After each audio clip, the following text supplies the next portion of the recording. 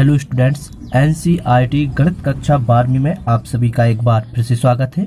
चलिए अब हम देख लेते हैं प्रश्नावली 1.1 का प्रश्न क्रमांक 7।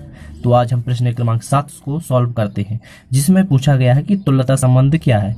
तो पहले हम बुक में देख लेते हैं कि तुल्यता संबंध क्या होता है।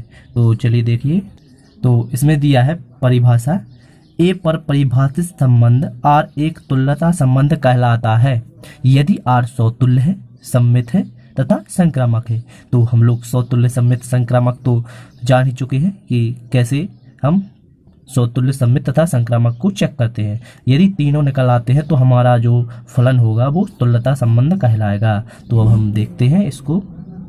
तो अब हम देखते हैं प्रश्न क्रमांक 7 में क्या दिया है। इसमें दिया है कि सिद्ध कीजिए कि किसी कॉलेज के पुस्तकालय के समस्त पुस्तकों की समुच्चय ए में R equal to x y such that x तथा वाई में पेजों की संख्या समान है द्वारा प्रदत्त संबंध R एक तुल्यता संबंध है। तो तुल्यता संबंध को मैंने आपको पहले बता दिया है कि अब हम देखते हैं सौतुल्य, सममित, संक्रामक को चेक करते हैं। यदि तीनों निकल आते हैं तो हमारा तुल्यता संबंध होगा। तो पहले क्वेश्चन में जो दिया है वो हम लिख लेते हैं। तो मैंने ये लिख लिया कि पुस्तकालय की सभी पुस्तकों का समुच्चय है वो ए है और आर है जो वो दिया हुआ है। तो आर समुच्चय दिया हुआ है तो मैंने वो भी लिख लिया। अब हम सौतुल्य चेक करेंगे। तो सौतुल्य के लिए जैसा कि आप सभी जानते हो कि क्वेश्चन में ही दिया गया है कि पुस्तकालय में प्रत्येक पुस्तकों की संख्या है जो पेजों की संख्या समान है। तो हम यहाँ पर लिखेंगे सौतुल्य। अब हम सौतुल्य के लिए यहाँ पर लिखते हैं कि प्रत्येक ए अवयव है जो वो बिलोंग्स करता है आर में, और यहाँ पर लिखेंगे कि ए अवयव है जो वो बिलोंग्स करता है आर में। तभी तो हमारा फलन को क्या होगा, सौतुल्य होगा। क्यों होगा? क्योंकि पुस्तक ए और बी में पेजों की संख्या समान है। यहाँ पर बी आने की सेकंड अवयव, तो यहाँ पर ए ही होगा।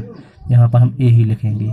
तो ए हमारा फलन होगा, सौतुल्य होगा, क्योंकि पुस्तक ए और बी में पेजों की संख्या समान है। तो यहाँ पर ए ही होगा, क्योंकि यहाँ पर डबलिंग है तो डबलिंग में हम एक से अवयव लेते हैं। इसके बाद हम सममित में क्या लिखेंगे? तो सममित में हम यहाँ पर लिखेंगे कि प्रत्येक ए बी बिलोंग्स करता है आर में, अर्थात वही लिख देंगे कि अर्थात ए और बी में पेजों की संख्या समान है। तो मैंने ये लिख लिया, ए और बी में पेजों की संख्या समान है, अतः आर है जो सममित होगा। इसके बाद में हम देखते हैं संक्रामक। तो संक्रामक में ए बी और बी सी टाइप के अवयव होना चाहिए आर में, तभी एसी टाइप के अवयव भी होना चाहिए आर में, तभी हमारा फलन संक्रामक होगा। तो यहाँ पर भी हम वही लिख लेंगे, क्योंकि यहाँ पर भी पेजों की संख्या समान है। तो यहाँ पर हम लिखते हैं, इसके बाद में आपको बताते हैं। तो मैंने लिख लिया। तो इसमें लिखा है मैंने, प्रत्येक ए बी अवयव है आर में, अर्थात ए और बी में पेजों की संख्या समान है। इसी टाइप बी सी अवयव है आर में, अर्थात ए और बी में पेजों की संख्या समान है। तब ए सी भी अवयव होंगे आर में, क्योंकि ए और सी में पेजों की संख्या समान है। तो इस प्रकार हमने चेक किया कि फलन हमारा सौतुल्य भी है, सममित भी है और संक्रामक भी है। तो यहाँ पर हम लिख देंगे अतः, तो फलन सौतुल्य है, सममित है, संक्रामक है, तो आर है जो तुल्यता संबंध है। तो इसी प्रकार की वीडियो देखने के लिए आप फ्री इंडियन कोचिंग को सब्सक्राइब कीजिए। Thank you.